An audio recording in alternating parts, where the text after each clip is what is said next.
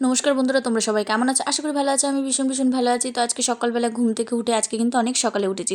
ঘুম থেকে উঠেই ফার্স্ট কিন্তু বাবু এখনও ওঠেনি, তো আমি একটুখানি চা খেয়ে নিচ্ছিলাম, লিকার চা। কারণ এরপরে কিন্তু বাবুকে তুলে আজকে একটু আমার তাড়াতাড়ি আর কি সমস্ত কিছু কাজবাজ করে নিয়েছি, কারণ বাবুর স্কুলে প্যারেন্টস মিটিং আছে। তো তার মধ্যে ও ঘুমোচ্ছিল বলেই আমি একটু সকাল সকাল করে একটু চাটা খেয়ে নিয়েছিলাম। ও এখনও ঘুমোচ্ছে। তো এই যে 9:30টার মধ্যে কিন্তু আমি রেডি হয়ে নিয়েছি। 9:30 থেকে টাইম দেওয়া ছিল। তো আজকে আমাকে যেতে হচ্ছিল, আমিই যাব, ওর বাবা যাবে না। প্যারেন্টস বলেছে, বাবার মানে দরকার নেই, ওর বাবার একটু কাজ আছে। তো আজকে আমিই যাচ্ছিলাম আর কি। আমি আর বাবুকে নিয়ে যাচ্ছি। ওকেও যেতে বলেছে। ওকে হয়তো অন্য ক্লাসরুমেও খেলাধুলা করবে, আর ওর ব্যাগ নিয়ে যেতে মানে কোনো সেরকম কোনো নোটিশ আসেনি বা ব্যাগ বা কিছু মানে হবে আর কি। তো সেই কারণে ব্যাগ নিইনি, শুধু ওকে রেডি করিয়ে ড্রেস ট্রেস পরিয়ে নিয়ে যাচ্ছিলাম। তো এই যে মিটিং টিটিং শেষ করে এবার আমি আর বাবু টোটোতে করে বাড়ি ফিরছিলাম, কারণ ওর বাবাকে আমি বলেই দিয়েছিলাম তুমি শুধু আমাদের দিয়ে এসো, আসতে হবে না বারবার একবার আসা যাওয়া, কখন কখন মিটিং শেষ হবে না হবে তার কোনো ঠিক ঠিকানা নেই। তো 1 ঘন্টা কি 1.5 ঘন্টার মধ্যে মিটিংটা শেষ হয়ে গেছিলো, কমপ্লিট হয়ে গেছিলো। তো বললাম আমি টোটো করে চলে আসি, তারপরে তুমি ওখান থেকে আমাদেরকে নিয়ে চলে যেও। এই যে আমাদের দত্তপুকুরের রাস্তায় যেতে গেলে এত সুন্দর, মানে এঁকে বেঁকে একদম মানে খুব সুন্দর রাস্তা। আর আগে রাস্তাটা একটু খারাপ ছিল, এখন কিন্তু ভীষণ সুন্দর হয়ে গেছে। তো বাড়ি তাড়াতাড়ি যখন ফিরে পেরেছি, তো একটু কাজ বাজ ছিল, ভাবলাম করে নিই।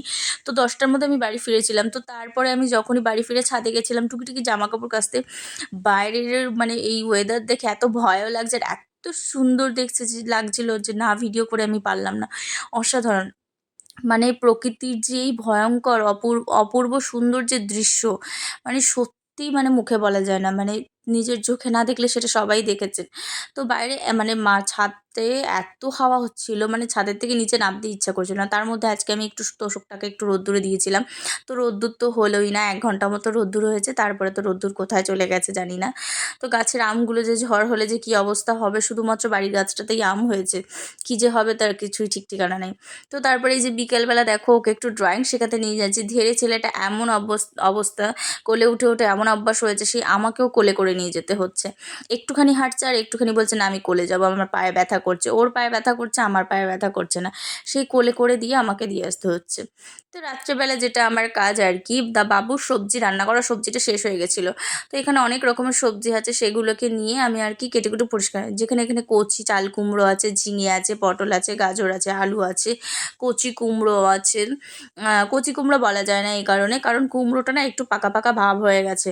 তো কুমড়োর খোসাটা আর আমি দেবো না, মানে কুমড়োর খোসাটাকে আমি ফেলে দেবো আজকে। মানে কচি কুমড়োর আমি যেটা করি আর কি, কচি কুমড়োর কিন্তু কখনো আমি খোসাটা ফেলি না। কচি কুমড়ো মানে যে খোসাটা, সেটাতেও কিন্তু যথেষ্ট ভিটামিন থাকে, আমি সেটা সমেতই কুচিয়ে দিই। কিন্তু একটু পাকা পাকা ভাব হয়ে গেলে তখনই কিন্তু আমি কিন্তু ওটাকে মানে খোসাটাকে ভালো করে ছাড়িয়ে পরিষ্কার পরিচ্ছন্ন করে নিই। তারপরে গাজরের কিন্তু আমি ওটাকে ভালো করে মানে সাইডের এটাকে মানে ভালো করে ছাড়িয়ে নিই, কারণ অনেকে কিন্তু এটাকে ছালতে চায় না, কিন্তু আমি কিন্তু এটাকে সুন্দর করেই করে নিই।